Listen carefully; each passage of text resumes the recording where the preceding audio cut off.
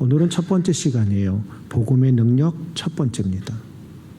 오늘도 이 말씀을 통해서 은혜 받는 여러분들이 되길 주님 이름으로 간절히 축원합니다.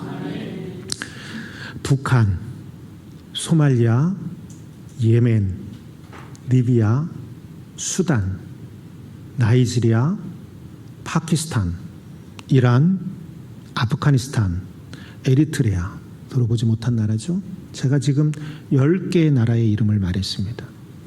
이 나라의 공통점이 무엇인 줄 아십니까? 이 나라의 공통점은 기독교를 심하게 억압하고 핍박하는 세계 10개국의 명단입니다. 그리고 그 중에서 기독교 박해국 항상 1위로 뽑히는 나라가 바로 북한입니다. 이 통계는 전 세계 70여 국가에서 활동하면서 박해받는 기독교인을 지원하는 국제 선교단체가 있는데요. 오픈도어 선교회라는 곳입니다. 그곳에서 매년 발표한 거고, 제가 좀 아까 불러드린 10개국은 26년도 1월에 발표된 나라의 모습입니다. 이 선교단체에서 발표한 내용 중에서 이렇게 핍박당하는 현실 속에서도 여전히 북한 내 지하교회가 은밀하게 움직이고 있다고 말합니다. 북한 내 기독교인들은 모여서 집회를 할 때 2명에서 5명, 최대 5명이랍니다. 때로는 서로가 기독교인이라고 하는 사실을 확인하는데 몇 달, 몇 년이 걸리기도 한답니다. 그만큼 매우 은밀하게 신앙생활을 하고 있다라고 하는 것입니다.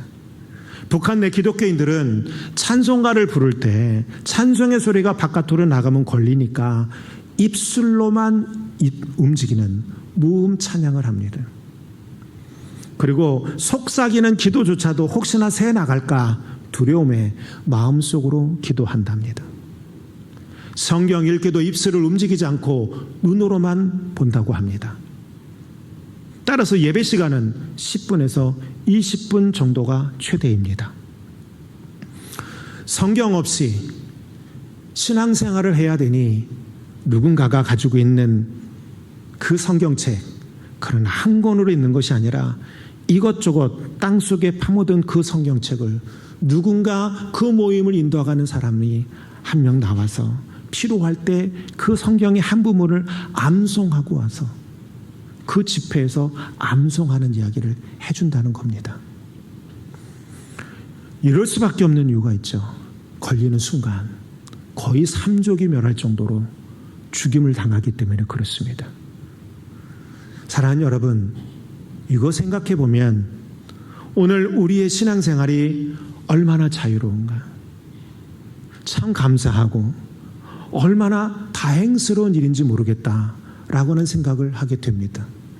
근데 이러한 종교 신앙생활을 지키기 위해서 북한뿐만이 아니라 다른 나라도 걸리면 죽임당하고 사살당하는 그 극단적 상황 속에서도 여러분, 주님을 믿기 위해서, 주님의 말씀을 읽기 위해서 애쓰고 수고한다는 겁니다. 북한에는 그 인구가 약 40만 명 정도 된답니다. 예전에 중국에 가서 방문했던 적이 있어요.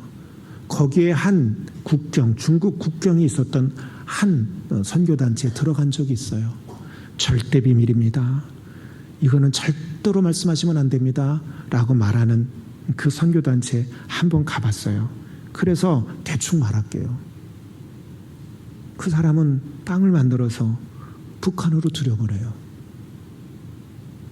미국 국적을 갖고 있는 사람이에요. 그리고 몰래 성경책을 전달한답니다. 그분이 말했어요. 의외로 예수 믿는 사람이 많습니다. 근데 그들은 목숨 걸고 예수 믿는 겁니다. 이런 생각 해보지 않습니까? 그렇다면 왜 이렇게 목숨을 걸고 예수를 믿을까입니다. 만약 오늘 우리가 믿고 있는 예수님에 대한 신앙생활이 틀린 거라면, 예수가 잘못이고 거짓말쟁이라면 저들이 그렇게 목숨 걸고 예수를 믿을까요? 생각해보면 틀린 것을 위해서 목숨을 거는 사람이 없어요. 북한뿐만 아니라 그럼에도 불구하고 많은 나라에서 주님께 예배를 드리고 그분이 하신 말씀을 기록한 그 성경을 어떻게 하든지 읽어보려고 애써요. 왜일까? 오늘 이 시간에는 복음이 도대체 무엇이기에 목숨을 걸고 예수를 믿으려고 하는가? 예수님이 무엇을 말씀하셨기에 우리가 그토록 그 말씀을 알고 읽고 싶어 하는 걸까? 오늘 시간에 그거를 함께 나눠보려고 합니다. 그 첫 번째는 뭐냐면 예수님이 증거한 이 복음의 말씀은 가난한 자들에게는 기쁜 소식이기 때문에 그렇습니다. 따라해 봅시다. 가난한 자에게 기쁜 소식이기 때문에. 18절에 있는 말씀이에요. 함께 읽어봅시다. 주의 성령이 내게 임하셨으니 이는 가난한 자에게 복음을 전하게 하시려고 내게 기름을 부으시고 나를 보내사 포로된 자에게 자유를 눈먼 자에게 다시 보게 함을 전파하며 눌린 자를 자유롭게 하고. 아멘. 오늘 본문 18절에서 예수님은 주의 성령이 내게 임하셨으니 라고 말씀을 시작하십니다. 그래서 뭘 말하는 거냐? 내가 지금 활동하고자 하는 이 공생의 이 시작은 철저하게 성령님의 명령에 따르고 있는 것이다. 다시 말하면 하나님의 말씀에 순종하고 있는 것이다. 이것이 곧 주님의 뜻이다 라고 하는 의미로 주의 성령이 내게 임하셨으니 라고 하는 말로 시작을 합니다. 그러면서 그 목적에 대해서 분명히 말씀하세요. 가난한 자에게 복음을 전하게 하는 것이라는 겁니다. 우리가 읽지는 않았습니다만 누가복음 3장 21절에 보면 요한으로부터 세례를 받으신 후 하나님이 예수님에게 성령을 내리 부어주시는 장면이 기록이 되어져 있습니다. 그리고 이어서 4장에서는 광야로 나가시죠. 40일간 금식하시면서 사탄의 공격을 물리치는 장면도 나와 있어요. 이것도 보면 성령님의 이끄심에 의한 것이라는 사실을 분명하게 말씀하고 있어요. 그리고 본격적으로 공생의 활동을 시작하는 이 순간 이 모든 것이 성령님의 뜻에 의해서 이루어지고 있다라고 14절에서도 여러분들 오늘 읽은 18절에서도 분명하게 밝히고 있어요. 오늘 우리가 읽은 본문 18절 주의 성령이 내게 임하셨으니라고 하는 말씀을 통해서 주님은 말하는 거예요. 하나님의 뜻이 뭐냐? 하나님이 나를 이 땅에 보내주신 이유와 목적이 뭐냐? 그 목적을 분명하게 말씀하세요. 그리고 그 가장 첫 번째 되어지는 게 뭐냐? 가난한 자에게 복음을 전하게 하려 하심이라고 말씀하고 있는 거예요. 하나님은요 아무런 의미도 없이 성령을 부어주시는 분이 아니에요. 성령을 부어주시는 건요 그 성령 받은 자로 하여금 하나님께서 주신 그 고귀한 사명을 능히 감당하라는 거예요. 그 사명을 감당하라고 성령을 주시는 거예요. 근데 우리는 이 사실을 잊어버려요. 그래서 주님의 뜻과 반대되는 성령을 말하고 그렇게 살아가요. 주님이 주신 사명, 하나님이 주신 사명이 뭐예요? 예수님이 표현하고 있잖아요. 가난한 사람들에게 복음을 증거하라는 거예요. 다른 말로 표현하면 내 이웃을 향한 나의 마음을 풀어놓으라는 거예요. 근데 은혜 받고 뭐라고 말한 줄 알아요? 조금 어려움 다가오면 여러분들이 하시는 소리예요. 여러분들 가운데 저한테도 그런 소리 하신 분들 계세요. 나만 은혜롭게 살아가면 되죠. 아니요. 주님이 원하는 건 그게 아니에요. 내가 어려움과 시련 가운데 있다 할지라도 내가 받은 은혜를 나누라는 거예요. 다시 말하면 나를 열어놓으라는 거예요. 할렐루야. 만약 교회 안에서 자기를 드러내고 싶어서 성령 받기를 원한다거나 성령을 받고도 영육 간의 위로와 도움을 필요로 하는 사람들을 외면한다면 그건 하나님 앞에 합당하지 않은 사람들이. 여러분 오늘 본문에서 말하고 있는 이 가난한 자가 누구냐? 이런 의미 속에서 이 가난한 자를 들여다봐야 돼요. 이 가난이라고 하는 말은 푸토코스라는 말이에요. 직접적인 뜻은 이거예요. 부유함에 있다가 몰락한 사람이에요. 실패한 사람들이죠. 혹은 처음부터 명예와 부가 없는 사람, 처음부터 가난한 사람. 물질적 가난이에요. 직접적 표현은 권력자나 부자가 아니라 실제적으로 소외된 상태 속에서 살아가는 사람을 말하는 거예요. 그러나 그렇다라고 해서 물질적으로 가난한 상태에 있는 사람들만을 향해서 오늘 주님이 가난한 자에게 복음을 전하기 위해서라는 표현을 썼느냐? 그거는 아니에요. 왜냐하면 이사야 62장 1절 2절에 있는 이 말씀을 예수님께서 안식일날 유대인 회당에 가서 인용해서 하신 말씀이 오늘 우리가 읽은 이 18절에 있는 말씀이에요. 이사야 62장 1절 2절에 있는 말씀을 한번 읽어봅시다. 주 여호와의 영이 내게 내리셨으니 이는 여호와께서 내게 기름을 부으사 가난한 자에게 아름다운 소식을 전하게 하려 하심이라. 나를 보내사 마음이 상한 자를 고치며 포로된 자에게 자유를, 갇힌 자에게 노임을 선포하며 여호와의 은혜의 해와 우리 하나님의 보복의 날을 선포하여 모든 슬픈 자를 위로하되. 아멘. 우리가 읽은 누가복음 이 4장 28절에 있는 이 말씀은 이사야 61장에 있는 이 말씀을 인용한 거예요. 이사야 61장에 있는 이 말씀은 원래 여호와의 종의 사명이라고 하는 별칭이 붙어 있는 장이에요. 여기서 여호와의 종은 어떤 역할을 하는 사람이냐? 바벨론 포로에서 돌아온 자들을 위로하고, 뭐예요? 실패한 자들이죠. 위로하고 그들의 피폐해진 영적인 상태를 치유하고 회복시켜주는 사명, 그 사명을 위임받은 인물이 바로 여호와의 종이에요. 예수님이 이것을 실현하고 계시는 거예요.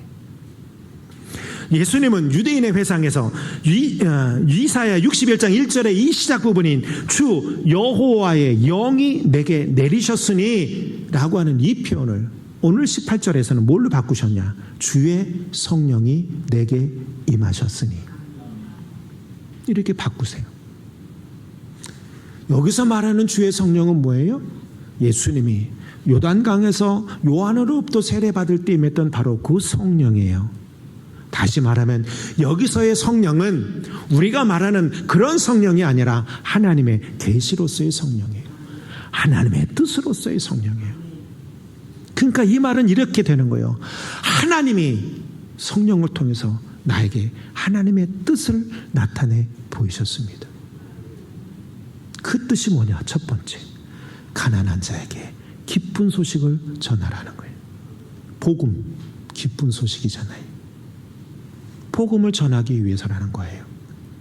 따라서 예수님이 말씀하시는 가난한 자는 이사야 61장의 내용, 예수님이 이것을 인용한 것으로 봤을 때 물질적으로 가난한 사람들만을 의미하는 것이 아니라 심리적으로도 마음의 여유가 없는 사람들이에요. 공허함과 피폐해진 마음을 갖고 살아가는 사람들이에요. 삶에 좌절을 느끼고 살아가는 사람들까지도 다 표현해서 가난한 사람이라고 말하는 거예요. 19세기 산업혁명이 영국에서 일어났잖아요. 막 시장 경제가 일어날 때라 빈부격차가 굉장히 심각했어요. 그 19세기 그래서 영국의 뒷골목을 가다 보면 술 취한 사람들, 노숙자들, 고아들, 굶주린 노동자들이 줄비하게 가득했다고 해요. 한쪽에서는 많은 돈을 벌어서 흥청망청 쓰는 사람들이, 소위 말하는 타이타닉을 타는 사람들도 있었던 거고, 한쪽에서는 굶주리는 사람도 있었던 거예요. 그런데 그때 영국 사회도 교회가 많이 있었지만 이 가난한 사람들이 들어갈 수가 없었어요. 무시당하는 사람들이 들어갈 수가 없었어요. 교회가 그들을 받아들이지 않았어요. 옷이 더럽다고, 예배에 들어와서는 안 된다고 말했어요. 당신들은 우리의 예배 분위기를 망치고 있다라고 말해서 들어가지 못했어요.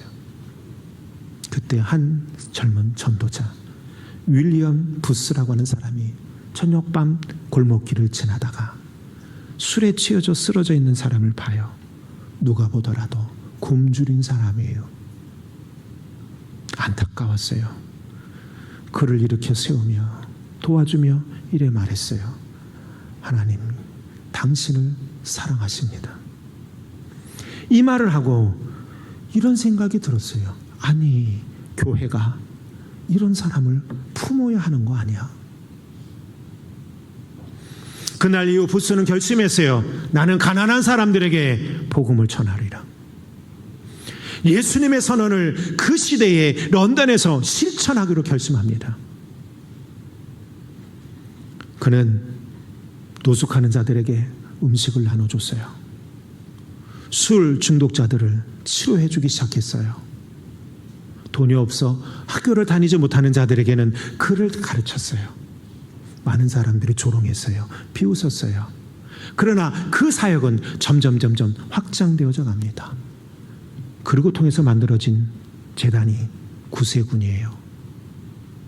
구세군은요, Salvation Army라는 뜻을 가지고 있어요. 구원의 군대라는 거예요. 우리가 말로만 외치는 십자가 군병이 아니라 진짜 십자가 군병이라는 거예요. 부스는 말했습니다. 사람이 굶주리고 있는데 어떻게 복음을 들을 수 있겠습니까? 그들의 배를 채우고 마음을 채우고 그 다음에 복음을 전해야 합니다. 구세군의 모토입니다. 야고보서 2장 16절을 보면 이런 말씀이 있습니다. 함께 읽어봅니다. 여러분 가운데서 누가 그들에게 말하기를 평안히 가서 몸을 따뜻하게 하고 배부르게 먹으십시오 하면서 말만 하고 몸에 필요한 것들을 주지 않는다고 하면 무슨 소용이 있겠습니까? 표준세 번역에 있는 말씀이에요. 누구보다도 오늘 본문 18절의 말씀을 가장 생생하게 보여준 윌리엄 부스의 이야기는 오늘 교회가 또 성도들이 주님의 뜻을 잃어버림으로 말미암아 위기를 맞은 한국 교회가 회복해야 될 것이 무엇인가, 무엇을 먼저 회복해야 하는가, 이걸 보여주고 있는 아주 귀중한 사례라고 생각을 합니다. 저와 우리 교회 성도 여러분들이 예수님의 공생의 목적이 무엇인지 밝히셨듯이 육적으로나 심리적으로나 혹은 영적으로 가난한 자들에게 먼저 다가서는 우리 교회 성도 여러분들 되시기를 간절히 소망을 합니다. 나인성으로 예수님이 어느 날 들어가십니다. 장례 행렬이 쭉 줄어서 가는데 한 여인이 매우 슬픈 기색을 띠며 오열하며 웁니다. 그녀는 과부였습니다. 그리고 그녀가 우는 이유는 그의 유일한 독자 아들이 죽었기 때문입니다. 그 행렬은 그 독자 아들이 지나가는 장례의 행렬이었던 겁니다. 우는 그녀의 등을 두들기며 많은 사람들이 위로했지만 그 누구도 그녀의 마음을 위로할 수 없습니다. 왠 줄 아십니까? 이 여인에게는 마지막 남은 희망이었고 생명이었고 생계였고 미래였기 때문입니다. 누가요? 이 아들이. 그때 예수님이 그 길을 지나가신 겁니다.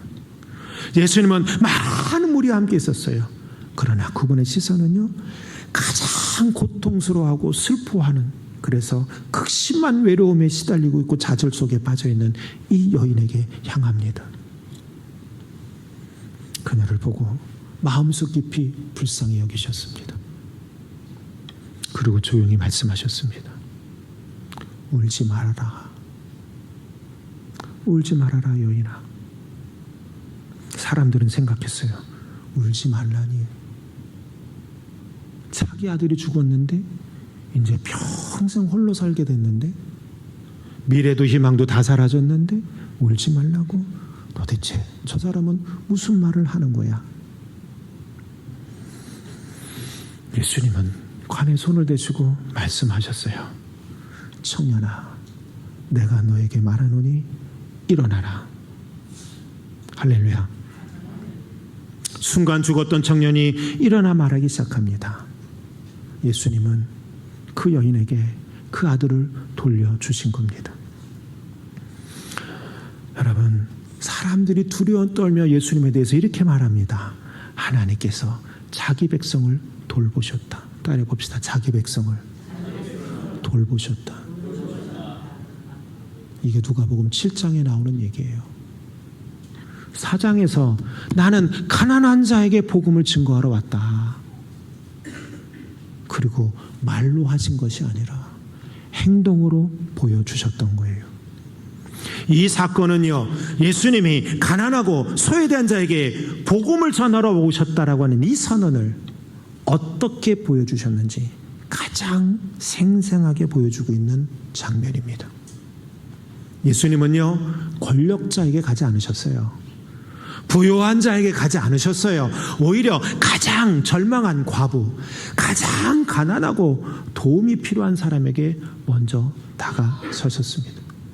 사랑하는 성도 여러분, 그래서 예수님은 누가복음 4장 18절에서 말하는 거예요. 가난한 자에게 복음을 전하게 하시려고 나를 보내셨다고 선언하시는 거예요. 그리고 이 말씀은 선언으로 끝나지 않아요. 나인성 과부에게 같이 삶을 통째로 잃어버릴 만큼의 비통함의 모습에 빠진 사람에게 먼저 다가셔서 그들을 위로해 주는 모습으로 여러분 그 복음을 증거하는 거예요. 저는요, 가난한 사람에 대한 설교를 할 때마다 중학교 때 시절이 생각이 나요. 제가 용산중학교를 나왔는데 남영동에서 서울역까지 가는 그 사이에 보면 육교가 하나 있어요. 그리고 거기가 바람이 엄청 불어요. 봄 때쯤, 요때쯤이었던 것 같아요. 근데 유난히 더 추웠어요. 오후 시간이니까 그늘져서 더 추웠어요. 그런데 거기에 한 젊은 여자 같아요. 젊었다고 한 30대 중반 정도 돼 보이는 여자가 아기를 안고 그 육교 올라가면 2층으로 돼 있잖아요. 거기 보면 넓은 데 있잖아요. 거기에 담요 한 장 걸고 푹 뒤집어 쓰고 동전통 하나 놓고 이렇게 도와주세요라는 말도 못해. 추워서 그렇게 안고 있는 거예요. 얼마나 마음이 아픈지. 같이 가는 친구가 그러는 거야. 저런 여자는 도와줄 필요 없어. 저거 말해 손발 멀쩡해 보이는데 저 애기 인질 삼아서 저게 뭐 하는 짓이야. 이럴 마음 있으면 가서 돈 벌어서 애기한테 분이라도 사먹여. 저게 뭐 하는 짓이야. 빨리 가자고 그러더라고. 아침 생각났어요. 아침엔 생각이 안 나서 내가 어떻게 행동했는지 기억이 안 난다고 그랬는데 저는 생각났어요. 그래? 그러고 갔다가 다시 되돌아왔어요. 저는. 그 국을 통해 제가 가지고 있는 돈 드렸어요. 가난한 내가 돈 있는 거 빼서 드렸어요. 안 잊혀져요. 말할 수 있죠. 손발이 있는데 왜 일 안 해? 틀린 말 아니죠. 맞는 말이죠. 그러나 그 맞는 말이 그 사람의 마음을 치유해 주는 말일까? 그건 생각해 볼 말 아닙니까?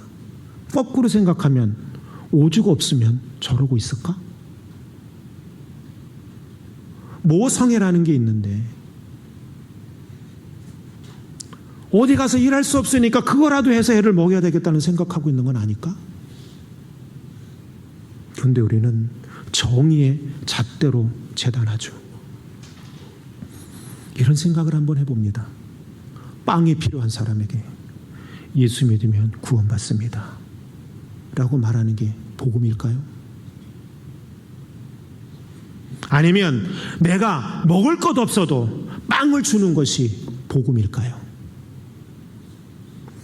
예수님이 말씀하신 가난한 자에게 복음을 전하기 위하여 라는 이 말씀은 단순히 우리가 말하는 언어로서의 복음일까요?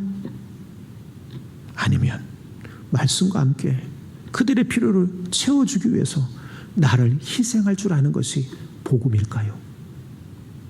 오늘 이 시간 함께 고민하고 묵상하면서 주님이 말씀하신 복음의 핵심을 깨닫는 시간이 되기를 주님 이름으로 간절히 축원합니다. 두 번째, 왜 이토록 핍박을 당하면서도 이 복음의 말씀을 읽고 들으려고 할까? 그건 바로 억눌림의 삶을 살아가는 자들에게 자유를 주시기 때문이에요. 따라해 봅시다. 억눌림의 삶을 살아가는 사람들에게 자유함을 주시기 때문이다. 굉장히 중요한 말씀이죠. 18절 19절에 있는 말씀을 다시 한번 읽어볼게요. 읽습니다. 주의 성령이 내게 임하셨으니 이는 가난한 자에게 복음을 전하게 하시려고 내게 기름을 부으시고 나를 보내사 포로된 자에게 자유를, 눈먼 자에게 다시 보게 함을 전파하며 눌린 자를 자유롭게 하고 주의 은혜를 전파하게 하려 하심이라 하였더라. 주의 은혜를 전파한대. 주님의 은혜라는 게 뭐냐라는 거죠. 가난한 사람들을 위로해 주는 거라는 거죠. 포로된 자에게, 눈먼 자에게, 억눌림 당하는 자에게 자유함을 주는 것. 우리가 할 수 있는 건 그런 능력이 없으니 뭐예요? 위로해 주는 것, 염려해 주는 것, 동참하고 도와주는 것. 그게 바로 그들에겐 주님의 은혜예요. 왠 줄 아십니까? 우리가 주님의 이름으로 하니까. 그러니까 쉽게 정죄하지 말라고요. 남을 쉽게 정죄하지 말라고. 특히 불쌍한 사람들.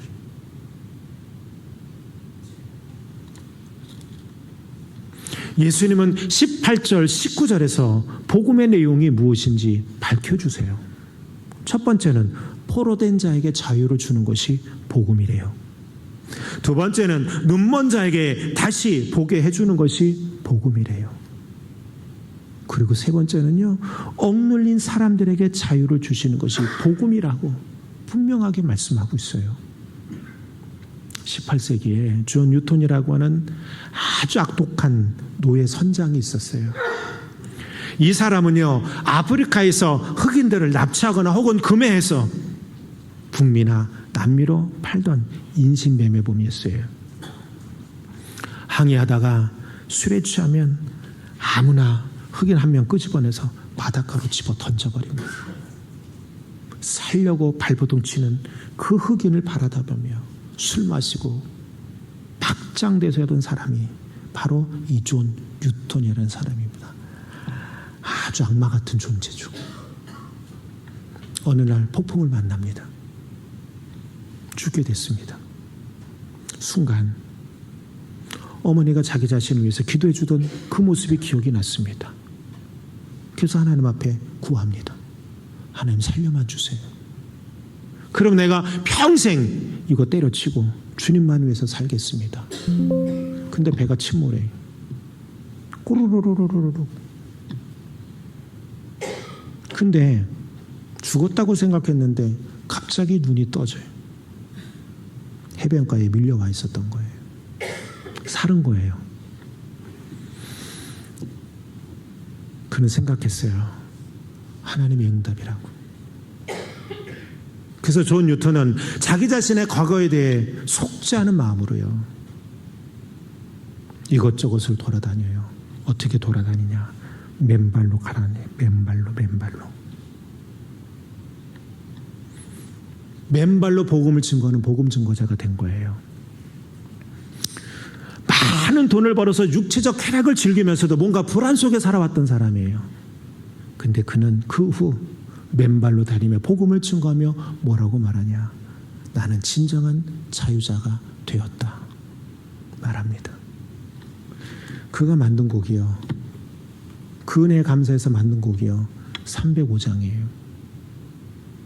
펴보실래요? 찬송가 305장. 우리 한번 불러보실까요?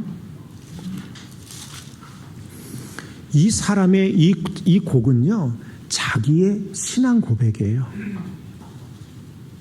나 같은 죄인 살리신 주의 고마움, 잃었던 생명 찾았고 광명을 얻었네. 아멘. 가장 패역한 자에서, 그리고 삶의 쾌락을 가장 많이 누렸던 사람이 주님을 만나고 난 다음에 이게 가장 완벽한 자유라는 사실을 알게 된 거예요. 자기가 선장이었지만 사실은 자기가 포로된 자였고, 자기는 전 세계를 돌아다니니까 해안이 넓다고 생각했는데 가장 눈먼 사람이었고 가장 억눌림 당한 사람이었다는 사실을 주님을 만나고 난 다음 안 거예요. 여러분, 복음의 능력입니다. 할렐루야. 복음의 능력은 나를 바꿉니다. 바뀌어야 하는 겁니다. 내 삶의 과거의 그 모습들을 포기하지 못하고 여전히 갖고 있으면서 나는 원래 이렇다라고 말하는 건 합당하지 않습니다. 복음은요, 절대 추상적인 것이 아닙니다. 복음은요, 표어도 아닙니다.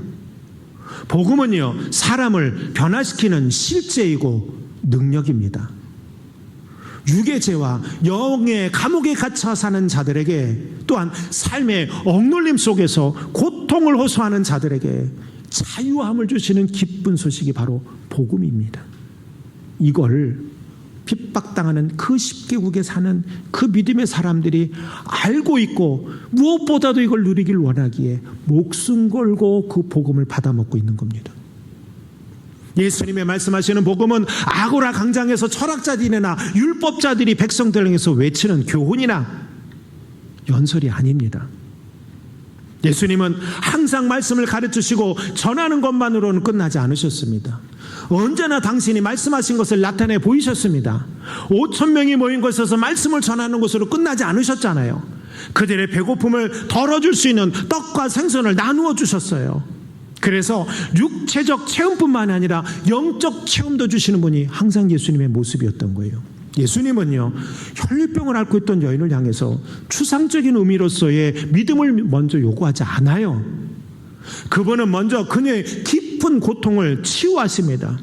그 치유의 자리에서 뭐라고까지 말씀하시냐면 내 믿음이 너를 구원하였다라고 말씀하셨는데, 이 구원하였다라고는 이 믿음을 말할 때 예수님이 이 여인을 앉혀놓고 하나님의 나라의 교리를 설명하신 뒤 그 교리를 너 이해했니? 이해하지 못했니? 이거 믿니? 이거 안 믿니? 따지면서 확인하지 않으셨어요. 그냥 치료하셨어요. 할렐루야. 그러면서 말씀하신 게 내 믿음이 너를 구원하였다. 예수님의 옷자락을 붙잡아서 나음받은 걸 경험한 여인은 갑자기 겁이 덜컥 났어요. 왜냐하면 예수님, 누가 내 옷 만졌어? 두려워 떠는 그 여인을 향해서 주님이 뭐라고 그런 줄 아십니까? 평안히 가라. 주님은요, 그녀의 몸과 마음과 영혼을 다 구원시키신 겁니다. 사랑하는 성도 여러분, 복음은요, 머릿속에서만 맴도는 사변적 개념이 아니라는 사실을 반드시 기억하시기 바랍니다. 복음은 상처 입은 사람들의 삶 속에 들어가서 실제로 변화와 회복을 일으키는 하나님의 능력임을 믿는 여러분들이 되길 주님 이름으로 간절히 축원합니다. 예수님은요, 그 능력을 그들이 속한 그 삶 속에 들어갔어요. 우리도 그래야죠. 우리도 그래야 되는 거잖아요. 먼저 내 옆에 있는 사람 봐요. 한번 봐봐요. 한번 봐봐, 옆에 사람은. 옆에 사람 없어? 뒷사람 봐봐. 아, 참 불쌍하게 생겼네. 다 내가 사랑으로 감싸줄 사람이에요. 많은 분들이 저한테, 목사님은 나를, 예를 들면 목사님이 저기 사무실로 좀 들어와 보세요. 그러면 엄청 내가 혼낼 줄 알아요. 나 안 혼내요. 나 엄청 인자해요. 화 안 내요. 내가 화내는 건 유일한 사람이 하나 있어요. 우리 집사람한테 뭐 화를 내요. 아무한테도 화를 안 내요. 진짜예요. 왜인 줄 아세요? 내가 화가 없는 사람일까요? 화가 많은 사람이에요. 여러분이랑 똑같아요. 근데 왜 화를 안 내는 줄 아세요? 특히 여러분들 앞에서요. 왜인 줄 아세요? 참을성이 많아서요? 저 참을성 없어요. 급해요. 왜냐? 내가 목사이기 때문이에요. 이 말의 의미가 뭔 줄 아세요? 나의 정체성을 알고 있기 때문이에요. 여러분들은 그리스도인이에요. 주님의 제자예요. 장로님이세요? 집사님이세요? 권사님이세요. 여러분의 정체성이 나는 목사이고 권사이고 장로이고 집사라고 하는 사실, 그리스도인이라고 하는 사실을 잊지 마세요. 잊지 않으면 실수하지 않아요. 여러분들의 감정이 드러나고 여러분들의 분노가 드러나는 건 그 사실을 잃어버리기 때문이에요. 그래서 전혀 그리스도인답지 않은 말을 하고 행동을 한다는 거예요. 왜 나중에 눈물을 흘리며 통곡할 일을 만드십니까? 그렇지 않길 바랍니다.